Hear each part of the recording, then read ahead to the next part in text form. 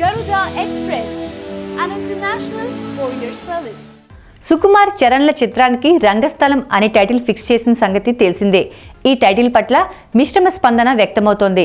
ఇది misleading title అయ్యే ప్రమాదం ఉందని, రంగస్థలం అనేసరికి ఇదేదో నాటకాల బ్యాక్డ్రాప్ కి చెందిన సినిమా అని అనుకుంటారని, కానీ ఇది 1980ల కాలం నాటి లవ్ స్టోరీ అంటూ సుకుమార్ చెబుతూ వచ్చాడు.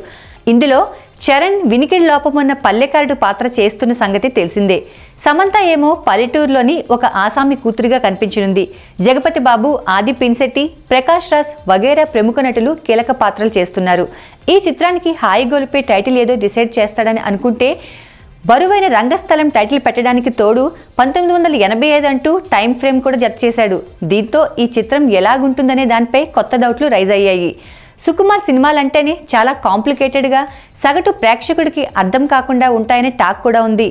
ఇంతవరకు అతను తీసిన సినిమాల్లో యూత్కి నచ్చిన ఆర్య మినహాయిస్తే ఏది మాస్ సెంటర్లలో బ్రహ్మాండంగా ఆడలేదు. నాన్నకు ప్రేమతో కూడా తెలుగు రాష్ట్రాల్లో ఫ్లాప్ అయింది. ఈ నేపథ్యంలో సుకుమార్ రంగస్థలం 1985 అంటూ ఏం చేయబోతున్నాడు, అసలు దీని బ్యాక్డ్రాప్ ఏమిటి, ఈ టైటిల్ మాస్కి ఎక్కుతుందా అంటూ 1,00,000 ప్రశ్నలు ఉదయించాయి. చిన్న టీజర్ లాంటిది వదిలితే తప్ప ఈ చిత్రంపై ఒక అంచనాకి రావడం కష్టమే.